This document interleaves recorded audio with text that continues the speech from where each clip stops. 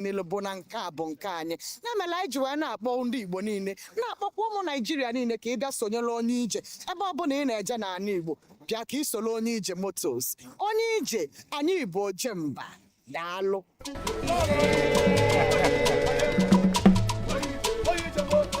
If you want safety, if you want comfort, if you want to go to wherever your destination is, it is only ije.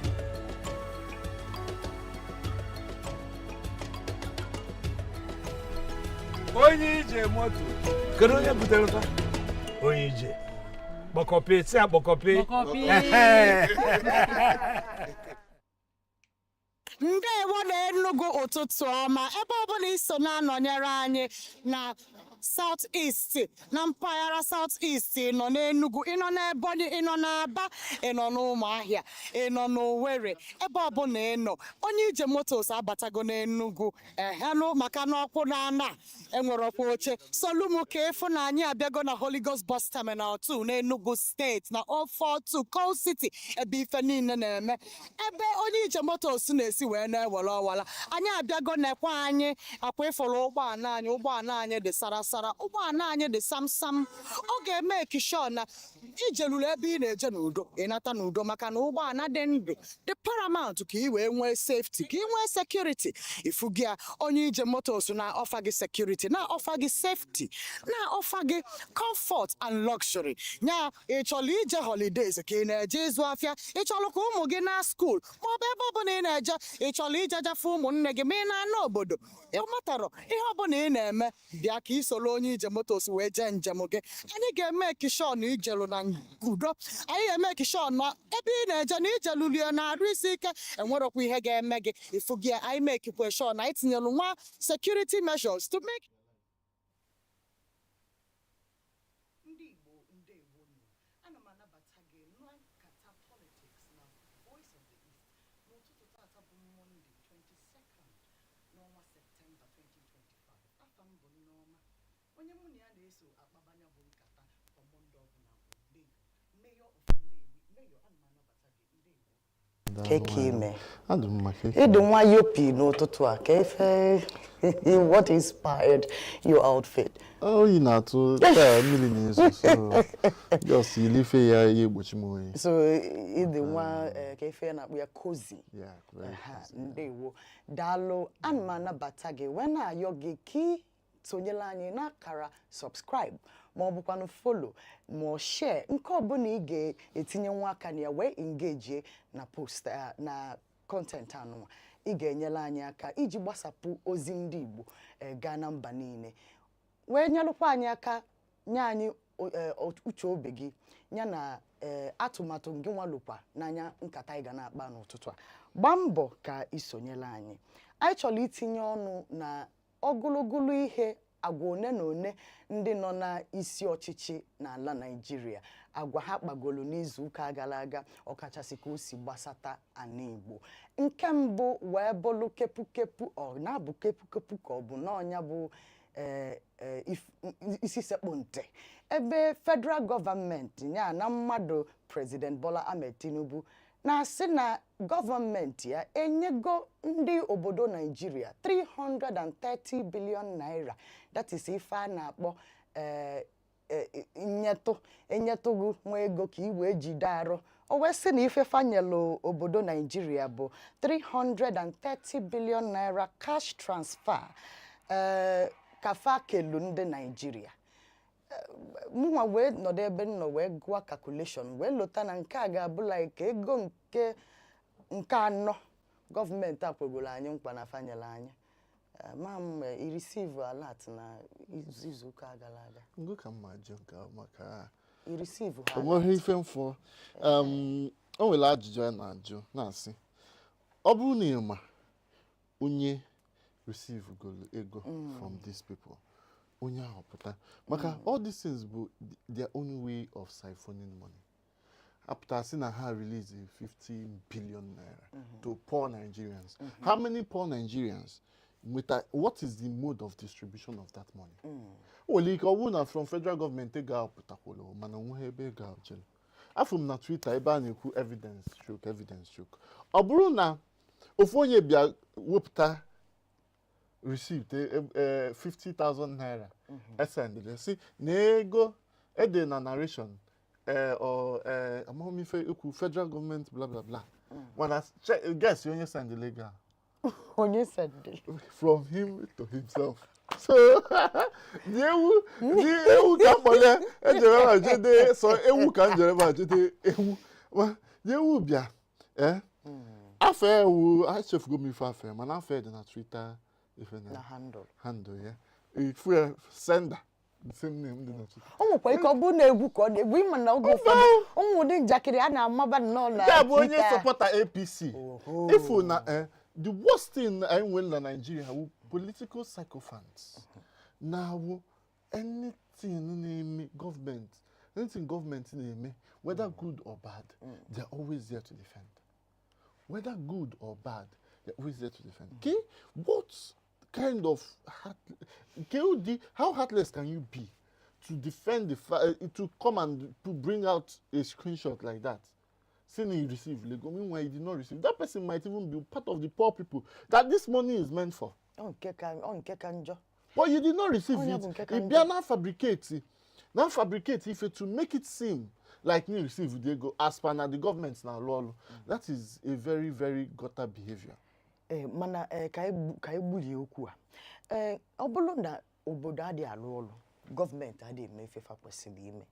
Nyapu government pụtakwa na asị anọkwa nyapu government asị na ya anyele ego ọnọkwa asị na ya anyele ego maka na ka a na-ekwu nke ndị president na ụmụnne na eke Nigeria Oluremi Tinubu nya nwunye president na-akọwakwa na onwe nke ya kele ụmụ nwaanyị Enugu n'ofu month September ya jikwa wee mee 50,000 naira support to the women in Enugu state in collaboration with Tony Elumelu Corporation. Onye na afu ega onye ka na-enye ego. Oh, okwe won. I don't sure ni won. And not the question.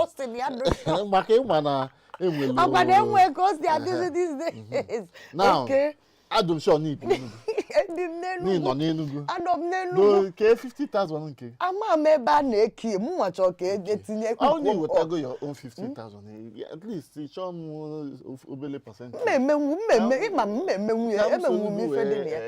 You know, enjoy this thing. But this is the thing I know. Na apụta si na ekelu this amount of money.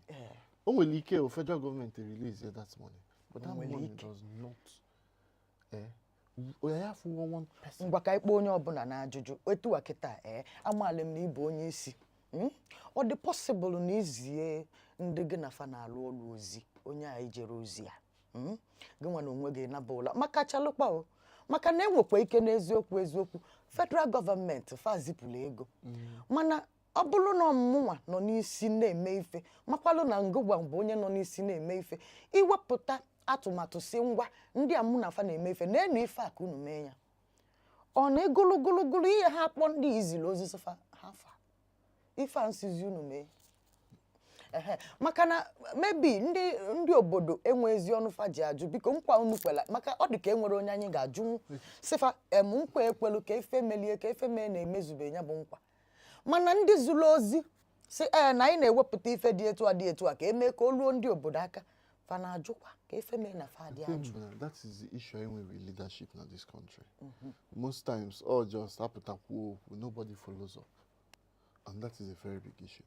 And this brings me back to this talk now. Oge spokesperson in Tinubu post to this thing. So when Labour Waledu.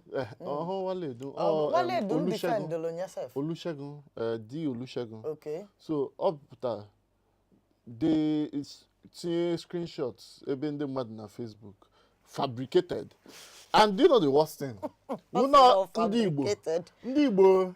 Oh, I just received my phone. Ngozi Okoye. I just received mine. Atanasius Umbori. I received mine. Oh, thank God for the President Tinubu. Ebuka Onyenka.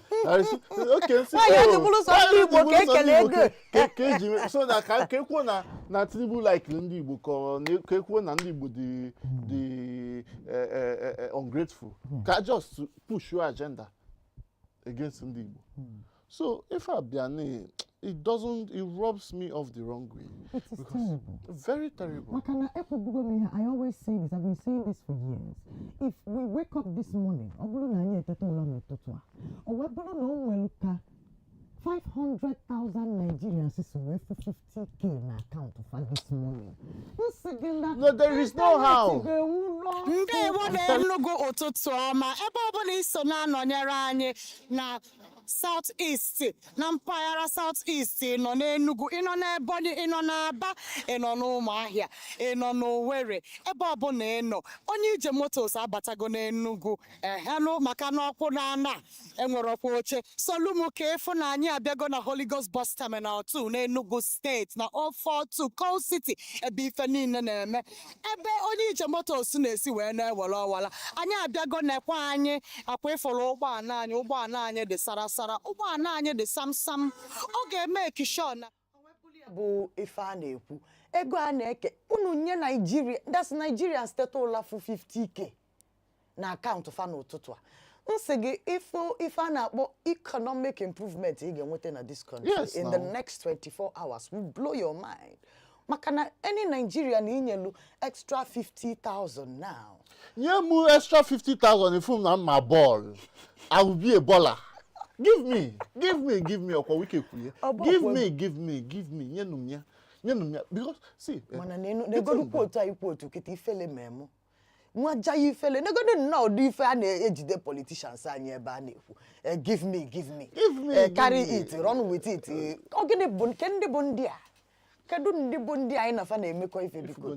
So like if mu na-ekwu if there is the worst thing about this government is that they say they are doing something, right? You couldn't may that thing at least, even if you don't do it to the end, try. Just do something.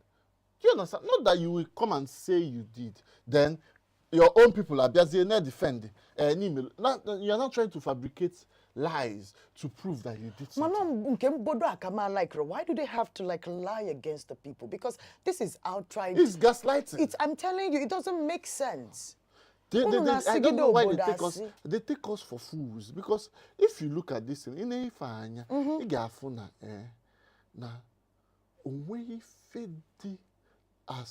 there is nothing that is as there's nothing that is as embarrassing. Yeah.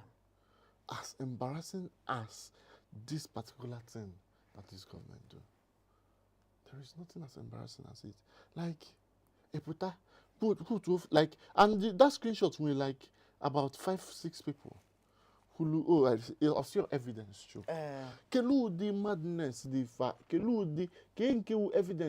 evidence choke by 6 people out of how many? Out of 200 million Nigerians. Mana, instead of lying. 6 fabricated people, not even real people.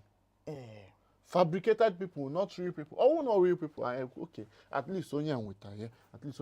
But where are the people? When you want to know, it is a shame. When you want to send the Lego from himself to himself. A shame. Shame. I will still go back to that tweet to quote and insult that person.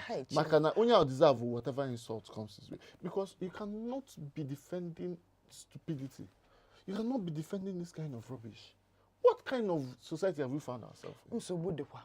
If I may on okwu dekwa na ya ọ na-abụ sometimes eje na social media anụnwa jene n'anya o wee bụrụ na ụfọdụ ideas si n'ime ụfọdụ n'ime anyị apụta ọ dịka onye so na ife mele obodo anyị ji aga ka o si aga maka na ịma afụcha ọcha na-asị na oji ịma afụ eziokwu na-agbụ ya okilikili ọ bụrụkwa ka esi eme anụ ọkwa ife niile a mere o ji dịka onwe ife na-aga aga ka anyị rapụgodu ndị a ka ị bịa n'Enugu steeti be anyị ebe a ịma na Enugu be anyị ada ejibe ike enwe bad news ịghọtago maka na over the years God has somehow blessed Enugu state with good governance. I have to say this. This particular administration, right? Not the past one.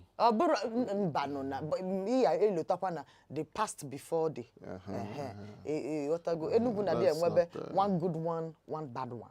And then one good one, one bad one. Chimaroke tried. Sullivan tried too. No, solid. No, on behalf of everybody that was present during Sullivan. Sullivan did not try. Sullivan is a superstar. Okay. Yeah, So Sullivan. it's not one good Chime one, one is bad one. superstar. So it went from good under Chimaroke to better under Sullivan, Okay. then to worse under the last person. Would you like to do transfer with Abia State? Abia and Enugu. Would you like No, to? no, no, Would it's you, still- would you like to exchange No, Abia and Enugu, governorship the governors, history? the governorship history in Abia. I would say Oji Zokalu tried, right? In some areas Like he the tried. sports team. And Yes, all yeah. that. In some areas he tried, but Okay. he was still not. I would rate him average. I don't wish anybody Abia State governance. True. I, Except I, Alex I Otti. spent time in Abia State, and I know that I don't wish anybody the government that happened to Abia State from at least the 90s down to the Alex Otti redemption. I saw a renovation and electricity going to Abia State University for the first time in history. And I'm telling you, and I'm an alumni of ABSU. And we did 5 years in school without one drop of electricity. So how were you people surviving? You don't want to know. I learned all manners of hacks and tricks there. I could do my hair on the stove. I wouldn't need to go to a salon, yes. There are too many things I could like, you know, I could whip up without you even thinking. Bad experience, terrible experience. We make, you know, lemonades out of lemons. Mana ekene dili Chineke maka Alex Otti. Maka na asu na oku abiago napsu. Mfuka renovate say ma hostel, ma gini. Onka bu government. Enugu State government no we not joining the queue. Climbing the ladders of good leadership with so much strength. Nyana Izuka Galaga, Governor Peter Mba has a lot of things actually. Actually, you can go potaloge some of them Governor Peter Mba has declared that coal deposit, obolo name my feji malanya bu coal city ne Enugu, 042 in Anomakia or Maka coal, and you will the best coal in the world. Do your research. Now, coal deposits in Enugu State, I use here we generate 1,000 megawatts of power. Otego it in a proposal. Kapitambana Abia government in Enugu. Also now quiz is Enugu State. Now he is saying that Odigo ready for, you know, activation and would not be treated as a stranded asset without adequate compensation. Nke bụ webolo na Nigerian British Chamber of Commerce will meet Enugu State, and of course there are declarations that in Lagos where the state government, that is Peter Mba, was in the meeting. Turns out that the commerce will be happening in Enugu State before December.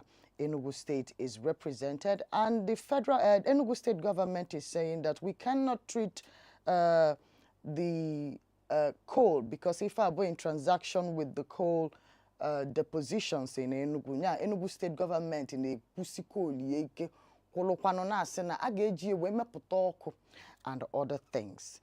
Nke to government in eku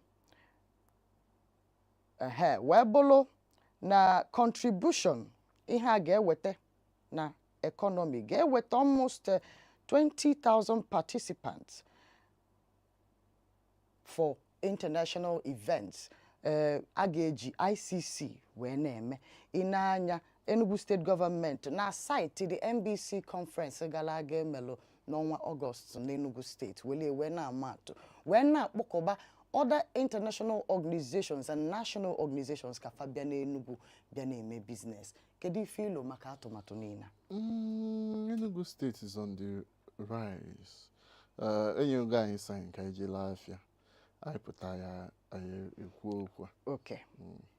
Ndewo na Enugu ụtụtụ ọma ebe ọ bụla iso na-anọnyere anyị na South East na mpaghara South East nọ n'Enugu ịnọ n'Ebonyi ịnọ n'Aba ịnọ n'Ụmụahịa ịnọ n'Owerri ebe ọbụla ịnọ onye ije motos abatago n'Enugu ehenụ maka n'ọkwụ n'ana enwere ọkwa oche solumu ka ịfụ na anyị abịago na Holy Ghost Bus Terminal 2 n'Enugu State na 042 Coal City ebe ife niile na-eme ebe onye ije motos na-esi wee na-ewere ọwala anyị abịago nekwa anyị akwa ịfụrụ ụgbọala anyị dị sarasara ụgbọala anyị dị samsam ọ ga-eme ekishọ na ijeluru ebe ị na-eje n'udo ịnata n'udo maka na ụgbọala dị ndụ dị paramount ka ị wee nwee safety ka ị nwee security ifu gị onye ije motos na-ọfa gị security na-ọfa gị safety na-ọfa gị comfort and luxury nya ịchọrọ ije holidays ka ị na-eje ịzụ afịa ịchọrọ ka ụmụ gị na school maọbụ ebe ọbụla ị na-eje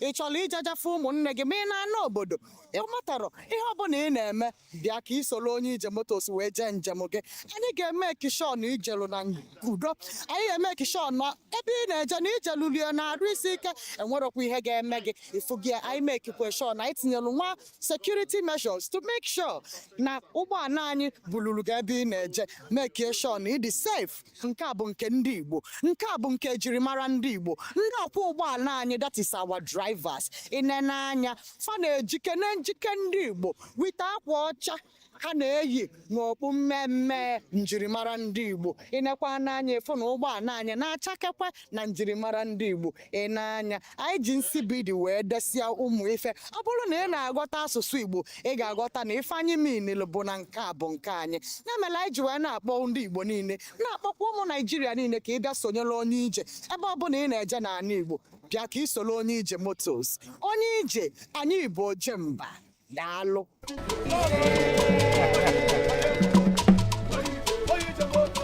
If you want safety, if you want anyị nọ n'Enugu steeti na-agba tọọchị ebe gọọmenti anyị na-ekwe nkwa na a ga-eji koolu dị n'Enugu steeti wee na-enye Enugu steeti 1000 megawatts of electricity anọ n'enu ya nyenwa na-ekwukwa na ifulu Enugu air na before afọ anọ n'ime eluo na njedebe bụ Disemba na Enugu air ga-receive 6 new planes maka na ọ dị ka unu eji style wee na-akụ Enugu steeti ọnụ wee na-ewetala anyị ọnụ na our planes o jikwa wee dịlụ how many years old o dịkwa wee mekwa nke nwa gọvanọ anyị wee na-asị na before afọ a ewee luo Disemba a ga-enwe 6 new planes na Enugu air ka Enugu steeti sala ọkụ kedu ife ilo maka ife a Peter Mbanachi wetala anyị development ya na ọ dịghị mma ọganiru ọganiru for me the main thing about governance is good, the upward trajectory. True. Right? We don't have to go from bad to worse. We go from bad to good. So I love that the news coming from Enugu State this week, very positive, right? The coal, using coal to, generate electricity, wonderful news. This is something that should have been done, should have even started before now. Okay. Because Enugu State has the largest deposit of coal in Nigeria. And our coal should not just be mined. It should be used to the good of the people. Use the natural resources that the state has to empower the people, to do good for the people. So that's a wonderful development. Then also, the new addition of the planes to Enugu Air, wonderful also. I heard the last time that it was 4 planes, 4 jets. 4 planes, yeah, yes. that was that they bought. So they're adding 6 now, right? I still know one out of 4. It's really complicated. Okay, so they're adding 6 now. Have you flown? No, I haven't. Okay, but, I hope to do that before the yeah, I runs out should before as well. by next month. Okay. But a few friends of mine have, and Good they've experience. had The reviews are really nice. But Anum they are supposed to serve Obakeji Malunde. I say na etakwa abacha. Oh, yeah, the last person influence, cupcake. Onye bụ cupcake. Cupcake. Who is that person? Cupcake abu. Because anya chọkwa ụdị ife a. Kedu ndị na-handle Enugu? Either abacha or badioko. Ọkpakala aka.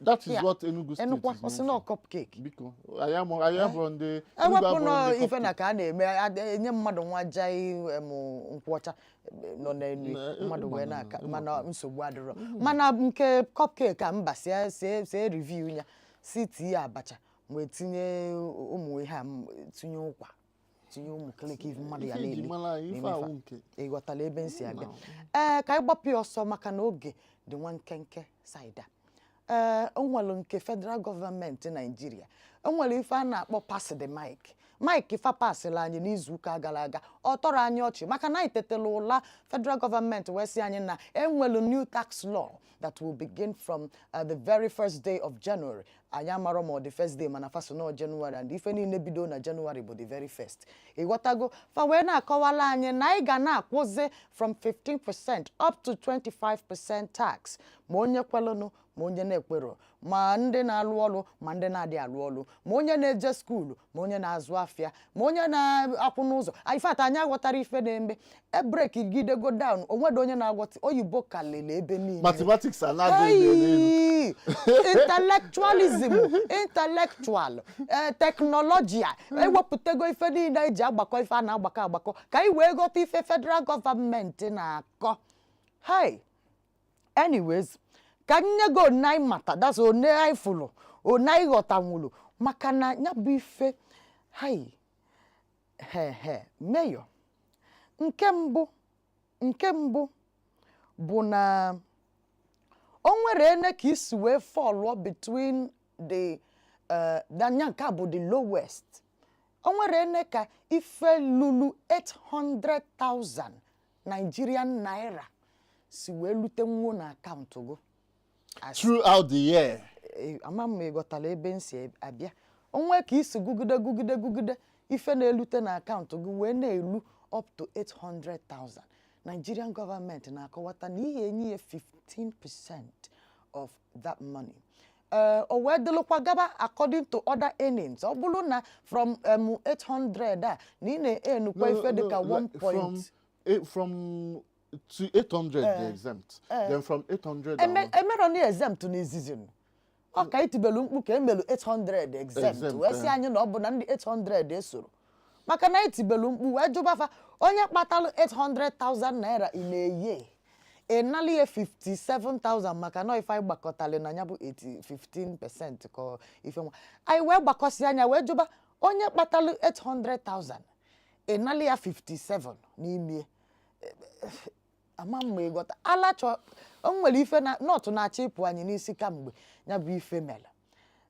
mayor nke izizi kedu ife ilo maka ya bụ tax before anyị gbulie ya First of all, and my watch here from the both sides of this thing.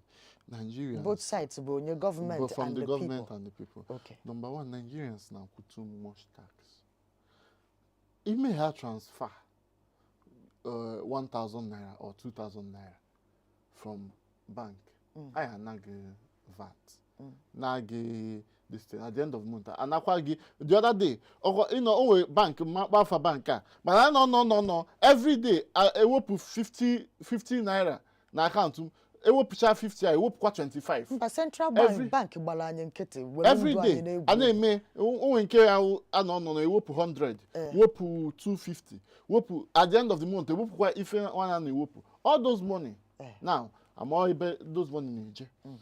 Those ones like I will no bank if but it's still tax. Now, Eputa, the market person on the road will shop na boafia. Iya who local government levy. Iya who shop permit. Iya who nka. What this other one. Yeah. You could share all those things. Chena needs a look this again. Abiakwa na bank. Na your bank transaction. Yeah, in winter, so amount of money throughout the year. You have to pay this. You have to pay that. It is not right. Or this is very, very wrong. The government, this government, what they want to do is to finally make Nigerians poor. Because and you know the worst thing, it's not like things are getting better. All in a way, a better supply of electricity or what. Or it's not like the roads are good. It's not like we have better source of living. Okay. It's not like they are providing jobs or anything. But they just want to tax us to death. They just want to tax us to death. I first have a reservation maka na elota m n'oge onye isi ọchịchị onye okwu dị n'aka kịta bụ President Bola Ahmed Tinubu elota m mgbe o mepere ọnụ ya wee sị na ya chọrọ ireduce The purchasing power. Purchasing power of the nation, in his own words. That naturally reduce the purchasing power of the Widen people. the tax net. Obolo na igotalo oyibo and widen the tax net. He set them together. Obolo na imalo oyibo. A man that told you that, you cannot expect him to be doing anything different than what you have going on now.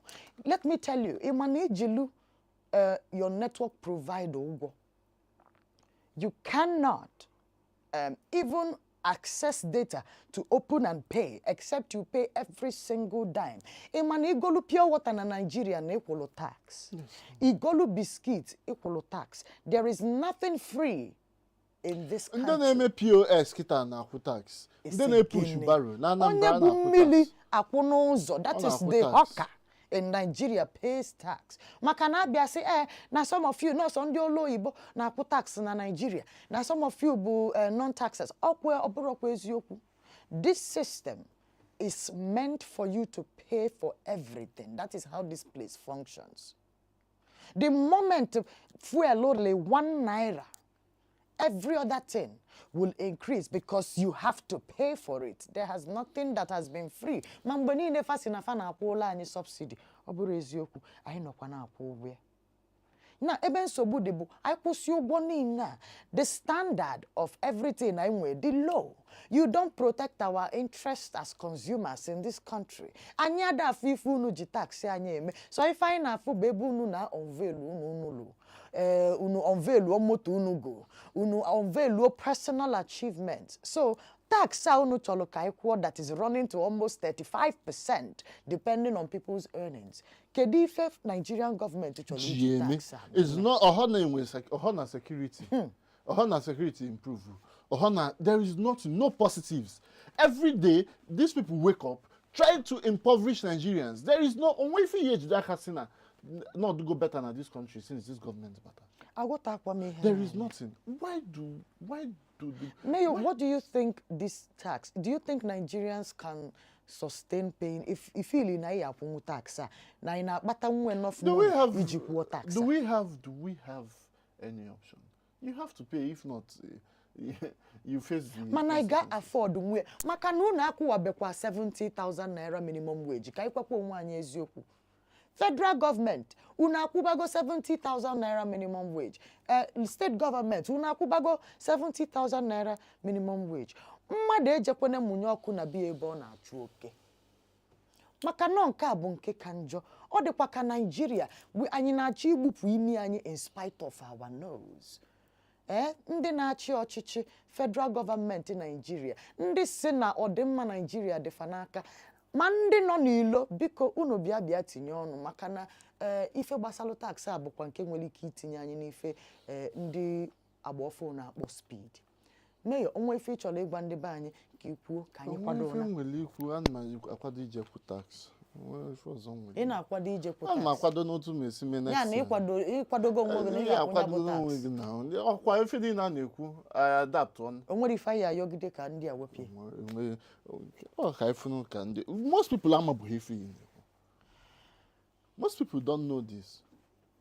Anyị ga na-etinye anya n'ife gbasalụ na ya. Echefukwana ka isonyela anyị, tinyela anyị ochiche obi gị ma ọ bụ ihe ilo maka nkata niile anyị kpara n'ụtụtụ agba mbọ ka ị bụrụ onye na-eme ezigbo ihe na ngalaba gị ebe ị na-alụ ọlụ ebe ị na-eme ife ị na-eme iji akpata ego gbaa mbọ ka ị bụrụ ezigbo mmadụ ejikwana maka pressure Ana anyị bụ Nigeria na-etinye na on her people, on her citizens wee na-eme ife na-adịrọ mma ma nọchi itinye aka gị n'ebe ị na-ekwesịrị itinye aka.